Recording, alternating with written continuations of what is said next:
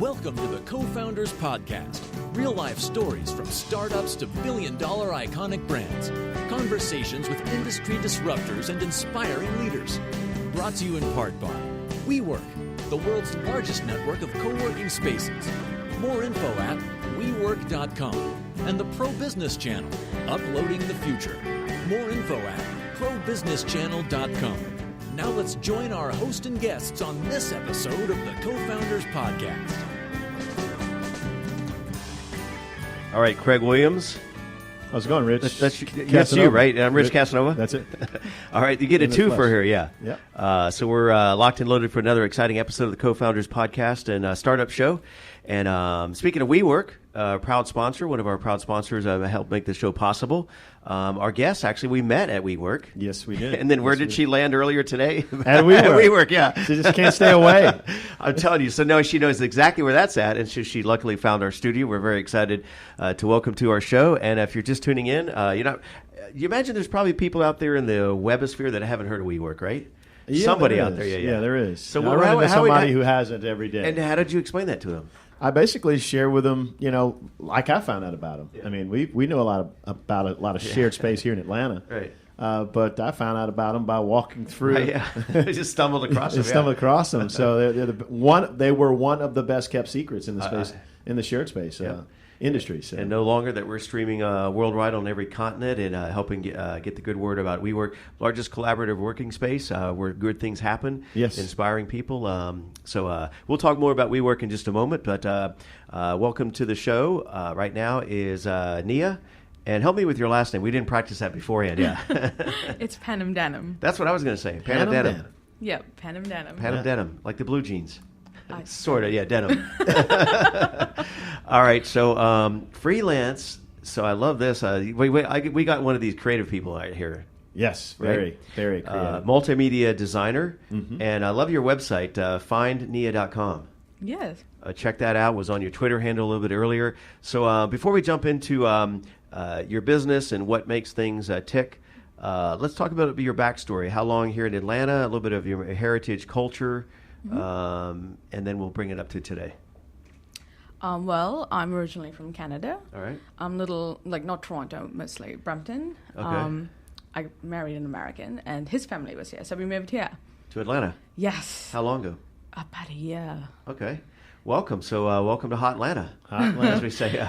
Yes, the weather is a big difference. Right? By this time, you're probably in snow or wearing parkas. My father is always telling me how cold it is, and I'm always bragging about the weather here. So besides weather, what do you like most about our city? Well, right now, one of the things I'm really fond of is the technology community and the art community as well, the creative people. Oh, the art. I thought you said the odd community. Yeah, well, the we're art. all odd it's your people. accent, yeah. Sorry, we're all we gotta odd. love odd people. True, right? Yes, Craig? true. This is true. We're all odd, yeah. But we're it's literally just coming to an establishment in the sense of actually being created. So. Well, and speaking of art, you went. What was the art school? Art Institute when it was in Buckhead. Yeah. That was back in 91. 92, yeah. That's been a long time. I know you've mentioned that. What did you do over there? I was visual communications. I was an honor student there, and I did coding back when they were punch cards, serious in high school. So 91. Yeah. Well, before that, no, in the 80s was when I was, I was busy being born on 91. Exactly, in 91, I was in an art institute right across from where you were just a while ago over there. Yeah, and talking to artists. I'll just walk out of the studio. I think you guys got it from here. Yeah, graphic design, visual communication. One of my favorite classes was typography. So. Oh man, I love that. Yeah. So I'm big on creatives. Yeah, because speaking of that, I saw that as a non-artist or an artist in my own right in a different space. Yeah, behind that mic, there you go. Yeah, world class, buddy. Thank you. So, but I was looking at your Twitter handle and it said you love type, and I'm like, what type? What type of people or fonts? So now I get it. Fonts. Yes, it's calligraphy. Yeah. That's a thing. Yeah, it's literally the art of drawing letters. Yes. Haven't you ever been fascinated when you write to see how the letters form? Honestly, yes. But Portia over at WeWork, when we sat down at the last meeting, she was all into. I gotta drawing up some paperwork. Got to have the right font. I'm like, I guess that's a right brain, left brain kind of thing. I respect it and I get it, but well, we creatives use both of our brains at the same time. Yeah. Both sides of our you brain. need so like I also do some coding as well, Okay. and that's really very much the logical problem-solving aspect. Yeah. And a lot of that switch between, you can literally feel it happening, you know? And so correct me if I'm wrong, the translation. So you type, folks. So type has its own culture or messaging, and based on the application for when and where you're using it, you observe that's not the right fit, that type, that font.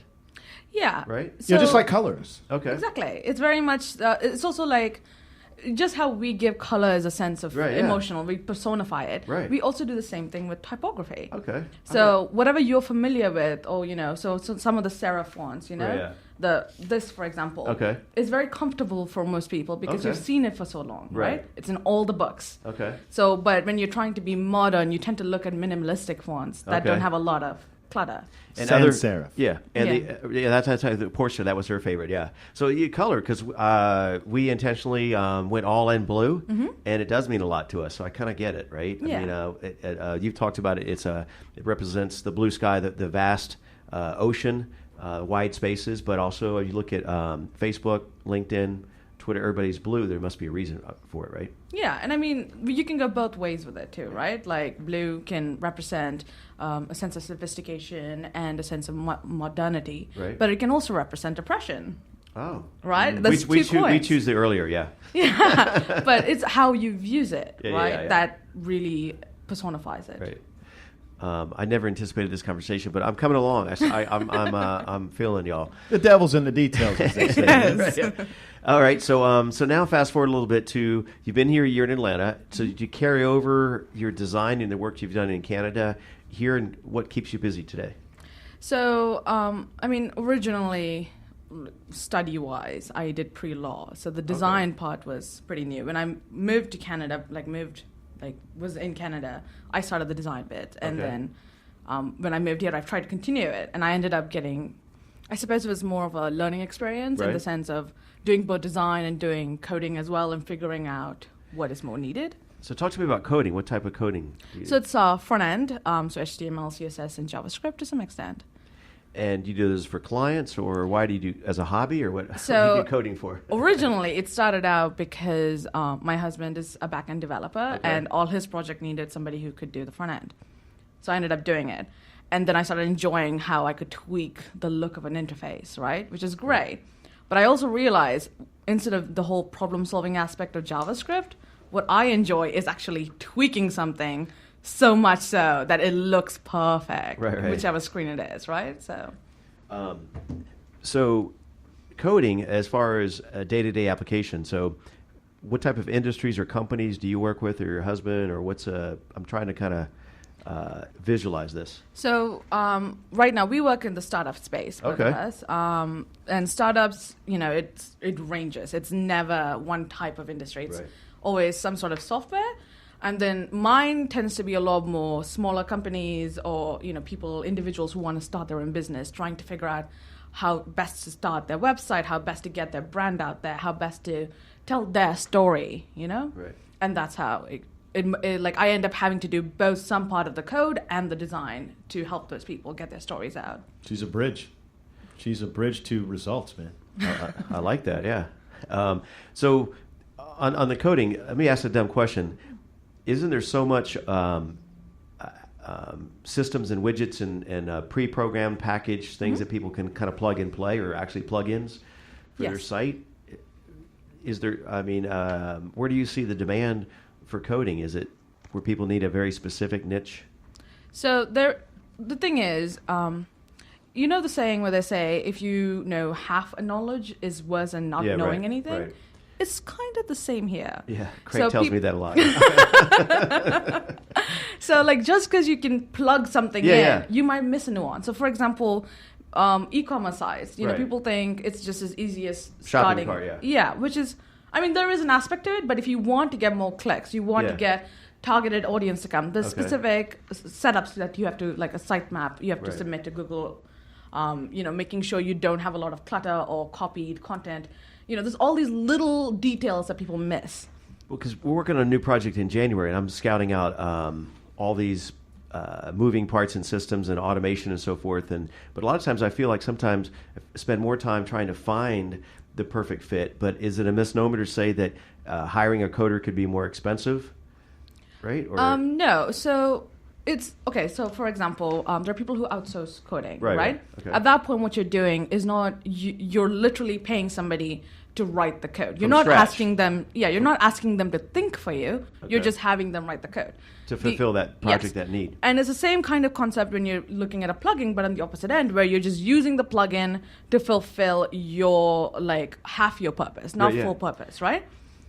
The reason you pay more for a coder or a developer or a designer here is the fact that they can help you not only get what you need exactly where you need it to be, but also help you in suggesting this is the other things that other people in your industry do. You hit in two great parts. One, exactly. Because a lot of times I'm putting something together, and I got most of the pieces of the puzzle, but I can't force what I really want to happen.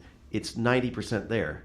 But and I've scoured the internet and found the perfect mechanism, but I still need to tweak it. Yes. Just to have somebody to talk to about even what you're saying. Well, that's the second part. Is sometimes I'll be communicating with the designer, if you will, and I have a general principle or over an idea, but I really want them to, if I have to walk them through all 12 steps, I might as well just done it myself. Sure. Even if I don't have the skill set, it can be frustrating. So I do look for somebody that can.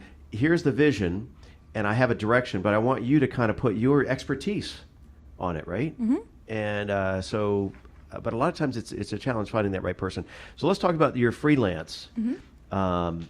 So how do you find people? What's your business model? Is this all you do? Do you sometimes partner with a long-term contract with companies, or you do just one-off with the startups? Or So, at one point, I was working full-time with larger companies, and what I realized is I don't like that.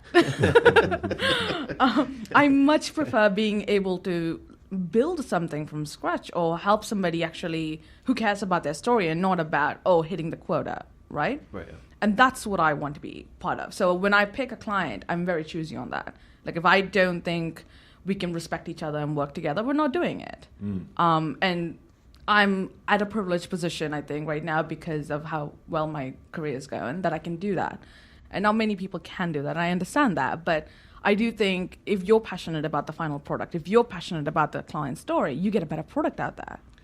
So that's a big part of it. Why find Nia? Well, my husband actually was the one who coined it. Just because I was, at that point when I first started the name Find Nia, or when I first got into it, I was just all over the place. I was like, how do I start? Do I find a co-working space? Do I do this? Do I do that? I was just all over the place. And he was like, why don't you just find yourself? And I'm like, that's great. Find Nia right there. It's like, where's Waldo? Yeah, yeah, really. And then the Finding Nemo came out and I get so many of those jokes. Well, plus, how do I find you online? Exactly. Yeah, so it works. Yeah. So your mission is pretty much overall the big mission for Nia and her business. Are you building a band of coders or a band of designers, or what is it that the overarching mission is? So I don't want to create my own agency. I don't think that's really there's too many of us already out there creating our own agencies.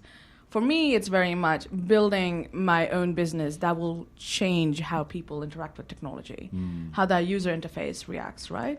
With the iPad, we've gotten used to touchscreens. That's revolutionary when you really think about it. And now there's, for example, there's this pen out there right now that uses magnetic forces, and as you draw, it digitizes automatically. So getting into that space would be amazing. What would you do with the user interface that we have here? Our user interface is actually, you can touch and feel. It's 3D. Yeah. I'd be interested to hear that answer. Yeah. Yeah. So, what would you want from it? What is your story? Yeah, exactly. Yeah, right. What is your story? And this is not my story. This is your story. So how do you want your story portrayed? It's funny you say that because that's one of our new mantras is we say we're the proud sponsor of your story. the individual behind the mic, you know. So our story is your story. Yeah. But we do need to have our story in essence too. And I mean, I think you guys, just by the fact that you're catering to telling other people's stories, you guys are storytellers. Yeah. So your story is the fact that you're storytellers, right? And that's what you need to focus on. So we're here to find your story, yeah. That's the, All right, so right now, where are you at as far as how many clients you can kind of plates you can spin and Your so capacity. forth? Your capacity. And what gets you most excited? It's like asking your favorite child, but what's really, if you got the phone call tomorrow, what would be the company that you'd be like, I can't wait. I'm going to start tonight at midnight working on that project? Well, actually, Tech Square Labs would be one of those companies. Okay. Just Shout out to Tech Square Labs. Yeah, they're doing something amazing with the incubator and the development of entrepreneurs. And I don't care if they don't pay me. I will rather be there. Easy there now. Easy there. Yeah. wow. No. But the thing with them is, though, just being there will cultivate your own mentality on what to do, right? And just being in the space is great in that sense. We'll have to get Rodney back over here and have her on that Rodney show. Kellum? Yeah. No, Rodney. Oh, Rodney Sampson. Yeah. Sampson. Yeah. So what's next as far as new projects or traveling or new ventures or what's? So right now I'm now working... that we found Nia, yeah. Yes. So I'm actually working with a small book writer, like children's writer, and she's just starting out. She's not fully out there yet, but she's got a great story and really funny personality. I mean, she started singing to me at a cafe in public to express her story, and I loved it. It was amazing. So I'm doing her illustrations for her. And I mean, she's really small time right now, but the way she's going, I have no doubt in a year or so she'll be out there for every child. But smaller things like that, like where it's a personal story coming out, it's amazing. Her illustrations are great too. Oh, you've seen them? Yes. Yeah. Yes. You look I have at her samples business. if you want to see. I saw. Okay, yeah, let me see those. But also saw some stuff on their website. And speaking of that, I noticed on your website that you had, I guess it was logo design or maybe your collaborative effort or some, but Vixen Vodka. Oh yeah. Yeah. That was an. Actual... She was in the studio. Yes. Yeah, I saw one of your channels on that. Yeah. Yeah, no. So that was a collaborative effort actually with Julie Brown. She was running a startup. Downtown Julie Brown. No. Her name is Julie Brown. It's a flashback. Yeah. She does. She has a startup called Julie Bees where they sell women's shoes. Okay. And they're really great shoes. And I believe they're still online. But at one point, I was working with her as all of her graphic and website and design person. But those ladies from Vixen Vodka, shout out to them. They were, I think, on Food and Beverage Radio, and just a dynamo energy level, but also just one of her great lines I remember her saying is that how did the idea came about, what was the concept of your vodka and so forth. And she said they were having some adult beverages and came up with this idea. And she said nothing ever great came about from over salad. Right? And like they do a lot of these events with startups around Atlanta actually, and so Julie Brown had her Julie B show with a lot of vodka and shoes and all that stuff. So we've been talking about doing an event like a tasting at WeWork and bringing in kind of a fashion like a trunk show, because we've had people that do customized one of a kind jewelry, and then the women's there's a women's shoe company right there in house, wine tasting, vodka. So we'll talk about off air about doing that. So before we kind of wrap things up. Talk to us about, we may have kind of skipped over this beginning, multimedia design. So we've hit on coding, right? And then actually, drawing, illustrating. What types of other multimedia? So the reason I say multimedia is because I do both print and digital, and it's hard to explain that to people. So when, your business cards, your brochures, large-scale signs, like vinyl prints that go out. Really? Yeah, so that's another industry in itself just because of the printing needs, right? And then there's the whole digital space. So my original career started out with the printing in a print shop. Oh, really? And then I moved into the digital space as well just because of the user interaction stuff as well. So I do both in that sense. And I do some animated GIFs as well. So when it comes to... GIFs, what do you mean? So, you know how you see the same kind of picture animating and then reworking? It's like 3 or 4 screens of little animations. Okay, right. Yeah, same kind of things. So they get your point across, and they're cute and funny. Have you come across or any alliances with our booming film and TV production here in Atlanta? No, I haven't been here long enough to, I think. There'd be some interest in that? Yeah, I mean, it'd be interesting to like scope out, but I mean, to be honest, I have no experience in that genre yet. Right. So, I mean, give me a year, I'm sure I'll get that. That's our update show, whatever, yeah. So, in terms of multimedia, when you mention large graphic design and so forth, do you have alliances with printers or partnerships or people that you refer to? So, yes. In other words, walk me through, Tom comes to you, you get a phone call from Tom, and he wants this billboard and this other production done. So right now, I work at a Switchyards currently. Okay. And Switchyards is a great community of other designers, illustrators as well, and we're very collaborative in that sense too.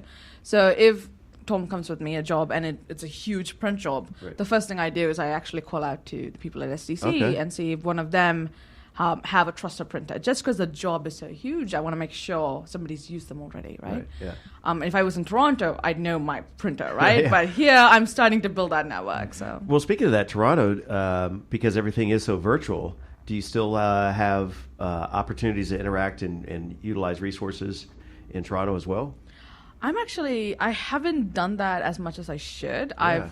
Shame on you. We're going to call you out on that. I know. You just left town and she just, we just. So like, I have like one company. See you later. Exactly. I'm out of here. So I have like one company that I did that. I mean, in my defense, I was newly married. I'm just messing with you. Yeah. I was in the haze of marriage, man. That takes a toll. It does again. All right.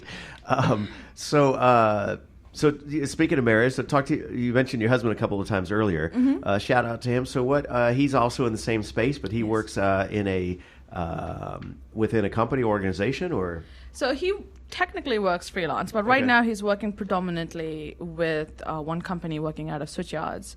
And I mean, they're doing great right now. They're running up to like launch and stuff. So he works as a Ruby on Rails developer. I haven't made it over to Switchyard yet. Have you been over there? Yeah, it's nice. Nice. What's their deal? Coffee, man. The amazing, amazing coffee. Yeah. That's a tipping point. Yeah. That one, and then they're more. About how many folks are over there? Oh, I think 100 plus right now. But it's near Tech, or where is it near? It's literally downtown, so it's on Ted Turner Street, right across from that DoubleTree there. Okay. Yeah. Because we've been wanting to make the rounds around to all the incubators for some of our events and so forth, so we'll talk about that as well. Mm-hmm. So what's a good day look like for you? A good day? Yeah. Well, wow, that's a weird question to some extent. Just because that's me. I'm the odd guy. Yeah. Well, I suppose it would start in business. Yeah. Good clarification for legal reasons. Yeah. Well, it would start off with, I suppose, if a good day is a day when I'm not out there trying to drum up more clients, I'm just actually doing the work. You know, just drawing, figuring out the resources, talking to existing clients about. How to better, tweak something or correct something. And if I'm spending the whole day surrounded by paint and digital works, I'm You're happy. You're in your zone, yeah. Yeah. So you did hit on one thing I wanted to hit earlier, business development. Mm-hmm. So in terms of your business model, so besides word of mouth, and so how do people not just find you, but how do you, what's your business model in terms of business development? Do you use some of the tools like Salesforce, or is there platforms that you go to? Do you email marketing, phone calls, cold calling? How do you glean new business? So I'm not big enough yet to use Salesforce to a large extent. I know, right? But I right now I think Squarespace is a great way, in the sense like having my website up there with the contact information. And Squarespace has some great mobile connectivities where if you open my website on your phone, you can instantly call me. Or email me directly from there, So there's some aspects of that. And then a lot of the other thing is literally me going out to networking events and talking to people. That's where we met. Yeah, because for me, it's like I said, people hearing about me or me actually talking to them first and then creating that business. Like a relationship beyond business is better, creates a better product rather than just, some blind email going out. I like that, relationship beyond business. let's get that real quick before we go off the air. Write that one down. You hit on something else about before you said networking, but let's kind of talk about that for a second. Are there any kind of go-to events that you've stumbled across that you enjoy or you'd recommend, or any associations? Are you a member of creative associations or meetup groups or think tanks along that line? Yes, so right now I'm one of the organizers of Action Design, and we talk about behavioral science and how behavioral science, affects our daily lives and design and stuff. They're a national group, but we're the Atlanta chapter. Okay. And we're going to have another meeting again in December. Every month we have a speaker who talks about it, some aspect of behavioral science, and that's a great thing. Could people find that link on your site or whatever? Is it on an Eventbrite or Meetup? It's on Meetup. Okay. So I usually try to keep those a little separate just because there's other founders as well who have their own companies. Well, if you'd like, we'd be happy to put that on the show notes if you'd like. Yeah. Okay. Craig? I'm just mesmerized about the conversation, and we've had some conversations before, but really I go back to that bridge. You're bridging the gap. I see how being in printing, having the actual hands-on gets you that much closer to the client and showing them that whole process of, the transferring the art, the idea, and really specifying what's needed to attract with the promotions or whatever you're utilizing to garner eyes and ears to your product or your service. So definitely resonates with me. Yeah. All right, so there's a couple of artists sharing a few thoughts, and then the other dude in the studio. So, Nia, it was a pleasure having you here. Once again, how would people reach out to you? How would people find you online? Yeah, you can find me on my website at www.findnia.com. And I'm always at Switchyard. So if you drop by Switchyards, ask for me. The grab barista some coffee. There. Yes. You said you were the barista there? No, Tanner. He Tanner, is shout out to Tanner. Amazing barista there. Oh, really? Yeah. Yes. So Tanner's, So shout out to Tanner. Yeah. So if you guys talk to him, I'm sure he'll send you in the right direction too. All right. So once again, thanks for being on the show. And this wraps up another exciting episode of the CoFounders podcast and startup show with Craig Williams, Rich Casanova. We'll see you next time.